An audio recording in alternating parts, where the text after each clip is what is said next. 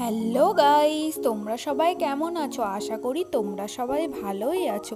আজকে আবার একটি রেসিপি রিলেটেড ভিডিও নিয়ে চলে আসলাম। তো দেখতেই পেলে এখানে কাঁকড়াগুলো ধুয়ে পরিষ্কার করে রেখে দিয়ে তারপর এখানে কড়াইয়ে তেল দিয়ে কাঁকড়াগুলো এবার ভেজে নেওয়া হচ্ছে। এইভাবে কাঁকড়া কষা খেতে আমার হেভি লাগে।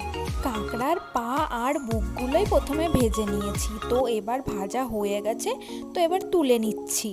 আর যেই দিকে ডিম থাকে ওই দিকটা এখন ভাজবো না। আর কড়াইয়ে তেল দিয়ে 5 ফোড়ন আর শুকনো লঙ্কা এখানে দিয়ে দেওয়া হয়েছে। এরপর পেঁয়াজগুলো দিয়ে এবার একটু ভালো করে নেড়ে চেড়ে ভেজে নেব।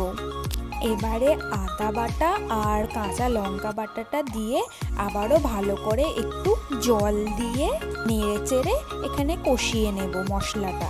এরপর একে একে গুঁড়ো মশলাগুলো এখানে আমি দিয়ে দেব। তো প্রথমেই এখানে জিরে গুঁড়ো দিয়েছি, তারপর হলুদ গুঁড়ো দিয়েছি আর একটু কাশ্মীরি রেড চিলি পাউডার দিয়েছি। এরপর এটাকেও ভালো করে নেড়ে চেড়ে কাঁকড়াগুলো দিয়েও ভালো করে নেড়ে চেড়ে কষিয়ে নেব। এরপর যে কাঁকড়ার ডিমের অংশটা ছিল সেইটা এবার একে একে এর মধ্যে দিয়ে দেব। এবারে এগুলোকেও এর সাথে ভালো করে কষিয়ে নেব যাতে আঁশটে গন্ধটা চলে যায়। এবারে একটু জল দিয়ে এটাকে কিছুক্ষণের জন্য রেখে দেব। খুব বেশি জল দেওয়া যাবে না, কারণ এখানে কাঁকড়া কষা হচ্ছে।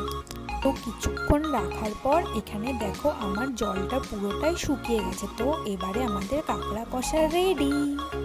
এইভাবে কাঁকড়া কষা কার কার খেতে ভালো লাগে অবশ্যই কমেন্টে জানিয়ে কিন্তু, আর অবশ্যই লাইক দিতে ভুলো না কিন্তু। আজকের ভিডিওটা এই পর্যন্তই, টাটা।